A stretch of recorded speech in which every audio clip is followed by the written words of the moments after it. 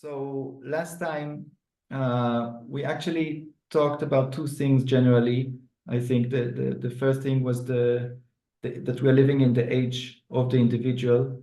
It's a picture of separateness. I mean, we are all individuals, and then the self-centeredness is like a danger in that sense, because if we're separate, then it has a dark side as well. And I guess one can just observe life and see how hard it is for people nowadays to collaborate and come together and have a feeling that they are a part of a whole and responsibility towards the whole. And in that sense, we were touching a bit upon the dangers, but focusing on the bright side of it and the good news that this is the age of freedom and individuality. And I just wanted to, for our listeners, to add this picture, because maybe it's new to some of the people, just to say we can look at politics and see how democracy is putting the individual at the center as a sovereignty. Like the individual is the sovereign, is equal to everybody else, one man, one vote. And the individual becomes never it was like this in history. Ancient democracy were not equal. And then you can look at spirituality and you see the new age. I like to say new age in a good sense. I don't like the bad sense, although I'm aware of the bad senses of this term new age. But this everyone's the light for themselves. It's very free and very individual, the connection with God or with the spiritual world. This whole new age idea, this uniqueness of every person has his own way, and he knows his own relationship with the divine. And I guess we could talk more and more about the characteristic of the new age, but that's not our topic. So, but you can sense the individuality in that, in the spiritual or religious sense with this movement. And wherever you throw a stone today, at least in the West world, you find somebody talking about inner development and kind of a certain stream of spirituality or something like that. I think started probably around the 60s, or got at least a big push in the 60s and towards our days. So we have politics and we have spirituality, and then we can see the capitalism in economy, how it's all about also the mobility, where people can come from whatever class and get rich and have a free initiative. And of course, the initiative itself, where it's all about the individual and this amazing spring of individual initiative that actually got us to where we are, I think, wealth-wise, because we started to work with the free initiative of the individual that gets capitalized and can work with that. So the individual is really, how can we say, like emerging out of these realms, the spiritual, the political and the economic realms. We can really see how we are living in a certain trend that puts the individual at center of things. And then we talked about the dangers of that as well, and the fact that we need to create our own society. And this time it's not given, it's not like managed in a hierarchical way from above, and the challenges, and this is new. I think for you it was important to emphasize how new it is in historical terms, so we know where we are and we're not that surprised that we're going through a bumpy road here. Okay, so this is one subject that I wanted just to give us some kind of a condensed summarizing of, and the other one is where I think I would take just specifically this junction you were talking about in history, where the nation states started, like a trend in history of nation states, but the economy parallel to that became also modern, and it had a trend towards globalization. So how do these two, and I think today a lot of the tensions we feel today, and I guess this is why you see this as very relevant for our days as well, is this tension between one trend talking about nation states and the other talking about a global economy, and how do they live together. So I think this is very relevant to our current situation. And okay, well, that's a pretty good resume of what I said, I think. I think we just assume that the reader's going to have to do quite a lot of work to keep up, I think, and to follow the thread. So I'm not going to worry too much on their behalf. I do want to say that I'm going to continue this kind of process of adding things to my drawing here This is what you were talking about just now. This is what we did in an earlier session. And I want to go straight to point to this drawing here. It's relevant to what you're saying, but it's also something I touched on, but I didn't really elaborate it. I'm an economic and monetary historian, which means I'm not technically an economist. And I always have to say this professionally, so I don't get held to account for being an economist. I don't do all the things economists do, like modeling and so on. But the point is that there's a problem with economics as such. It has no plot, it has no sense of history, and it admits this. It has a very kind of reduced version of history, supply and demand theory, and it's in its essence, and it kind of lifts that out of, doesn't even have a thought where it came from, where it might be going to. It has it, and then it casts it backwards and it casts it forward. And I think this is really bad history. No historian would, no good historian would do this. He or she would have a sense of their present understanding of present times they live in, but they wouldn't be so ridiculous as to kind of pass backwards that everyone was like we are today, because why would we have had the whole evolution of democracy if we've always been like this? It just doesn't make sense. We could talk about a lot of things which are no longer real for us, like slavery and I don't know what, but you can't say they weren't there. You could not like them now, and you could not perhaps do it yourself now, but looking at the modern world, you won't find it's absent slavery, that's for sure.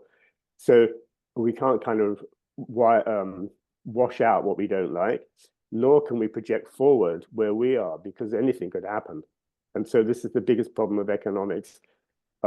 I don't have a problem with reductionism. I have a problem with its forgetting it has a context. And therefore we need some sense of plot. And this kind of image here is one I often give in lectures and so on, usually at the beginning. The bottom line is simply saying we're going on a journey from then until then. I'm reading it backwards as I look at it. So normally I would say from the east to the west, but from the past to the future also works. We need a sense of direction. We don't know how far back we go. We don't know how far forward we're going. And this in itself is, I think, is very important, that we don't just ignore. We've come a long way and we're going a long way. And a lot of our instability today is because we have no sense of where we are in history. So we all have to jam it up into one moment or even one life.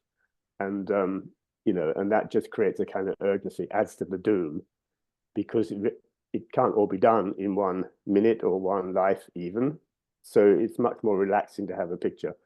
And then this kind of line coming down and going up, this is it's an allusion to many things, but the main allusion in the English-speaking world, I think, would be to Owen Barfield, who was a scholar in his own right. He not only knew Steiner's work very well, but he was a scholar in his own right. And he talked about what he called the original participation, when we're all one with the gods. And then gradually humanity has to kind of distill itself out and become godless.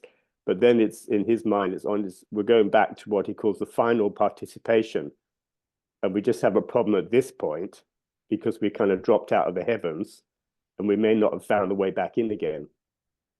And I think that's a very important image. However you already mentioned it, however one relates to the gods, to religion or whatever, or the spiritual side of life, it's just sitting there as an unspoken detail.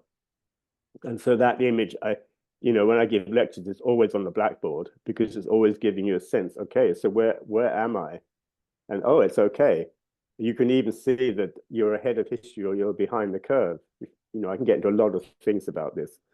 So I wanted to have that sitting in the background this morning, just as an image of the lack of plot in economics. It doesn't really have any self-awareness, at least not when it becomes a modeling operation or just statistically led and constantly saying ceteris paribus, everything being equal, it looks like this. Well, it's kind of a stupid thing to say. I mean, it's understandable to say it, right? But in life terms, nothing is ever equal. So it's kind of a bit crazy, really. So that's the one thing. We need to have a certain plot. And then picking up on something else you said, there is a key double point for me in this journey. When you talked about how people find their relationship to the spiritual world, or whatever they want to call it, historically on this journey, just behind here where I'm pointing, in the early 15th, beginning of the 15th century, there was really a kind of break in history with what's called the Renaissance. And Renaissance, I always ask, well, who called it that? Because it's a pretty good name for what happened. It's a kind of rebirth, so stopping and start again, at least in Western thinking. If you think of coming all the way from Aristotle, and then you come to people like Bacon, and they suddenly change the story. And I think it's not for nothing that it's called a rebirth. I think it's more a stop and start again. It's more like, I would say, okay, in this journey from the gods, we're developing our own awareness. So we don't take things as given. We don't accept what the gods tell us, or even our teachers, or even our parents. Historically, we start to make up our own minds. And so I think that's very important. But I call it the first Renaissance, because I'm quite sure when you come to about here somewhere, when you come to the First World War, there was a second Renaissance. There was another break in human history, another rebirth, another time to kind of take stock and let's rethink everything. And we never really saw it because the First World War took place. But if you look in the arts, particularly just prior to the First World War, the whole development of the modern arts, if you look at the, things like jazz, or if you look at Chagall paintings, you have all these changes going on, which nobody noticed because they were so busy fighting each other. But if you look at it, for example, in the history of art, you can see with the first Renaissance, you had perspective appearing for the first time. But in the second Renaissance, when you come to Chagall, there's so many perspectives on one page. So you have a kind of multi-perspective. And you see that kind of, I'm not a musician, I'm not an artist either, but you can see it in music also. With jazz, it's kind of like, where do you get your point of view from? You have to have loads of point of views going on, and they're all valid. So there was this change, and you also see it very importantly in finance, because part of the Renaissance was the appearance of double entry bookkeeping as a kind of methodology which everybody knew how to do in, say, in the Florence of Italian Renaissance times. It wasn't just that suddenly artists were flowering. The whole economy of the Renaissance was fundamentally based on everyone knew how to do double entry bookkeeping, and they did it. So this sits in the background. It's a kind of sister perspective. And you can then see around the time of the First World War, I think it was Max Weber, he asked the question, how can it be that in the first Renaissance, what I call the first Renaissance, everybody knew how to do bookkeeping and their actual economy was dependent on this to know where they were? How can this be that instead of generalizing so that in the 19th century, or sorry, in the beginning of the 20th century, this is now general to everybody, when in fact it's general to nobody, it's been forgotten? That was his kind of question. And I think it's an important point, because you can see already in the time of the First World War, the possibility of everybody knowing double entry bookkeeping and everybody using it to guide their finances. That was simply there. Again, it was lost behind the noise of the First World War, but it was there. And it was technically there. If you look at the history of banking, it's one thing even today that banks are very nervous about. Nobody wants them, they don't want anyone to learn double entry bookkeeping, because if they do, they will stop using banks. That's for sure. So I'm just mentioning this need for a plot. We're coming from somewhere, and hopefully we're going somewhere happier. And we're just this kind of glitch in history. And at that point, though, that is where we achieved our potential sovereignty. We could, I call it potential because at the moment it's somewhat self-centered. I always liken it to when, at least when I was a teenager, I suddenly became the most important thing there was, and my parents could take a walk, and my teachers, in fact, I walked out of school. Who needs teachers? Who needs parents? Here I am. And, I cast myself on the world. And then you have this horrible moment. Okay, so what's this great person now going to do without his teachers, without his parents? And I call it a kind of adolescent stage. And you can see it historically around the time of Adam Smith. It really was an adolescent moment in our current history. And we can grow out of it. We have grown out of it, except we still hang on to some of the ideas he shared. So I think this idea of a plot is really vital, and then to populate or to kind of check everything one understands in terms of this story. And I've done this in many courses around the world, in many countries. And so I repeat it because it's never failed to organize the conversation. Not because I force things into this picture, but because when you go native, as I said in the previous session, you lose your control as an Anglo-Saxon. That's why we don't go native. But in doing this, you will find in many cultures the same story in their own language or, different ways. And if you were to look at my archive of these drawings, the drawings almost are always the same, but the language on them was very different depending where I was giving the talk, because I always try and write the language of the people I'm talking to. So I say that because it creates a kind of, it's not dogmatic. I always do it again. So it's not a dogma. I find it very useful. And then one particular point I wanted to bring up, and maybe the focus of this, or the main focus of this session, is if we've got clear that around this time, we've got this whole history taking place, that we've gone about now is when you had the private economies in the 9th century. When you come to Treaty of Westphalia, this is the 16th century, 17th century. And now when you come to the time of a single world economy, this is the First World War time. So even this drawing up here, I can put it on there, and I probably will later. So you can start to see how these things are building. And very importantly, I think when we get to the point of being this clever individual with democratic rights, and I'm the only thing that's important, you can kind of get a sense of this, yes, but that individual, then a lot depends on how cosmopolitan that person becomes.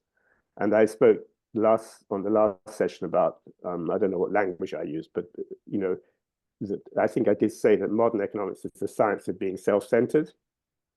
And it's important not to forget that, but to add to it, build the science of how is it that I take the whole world economy into account in my own actions.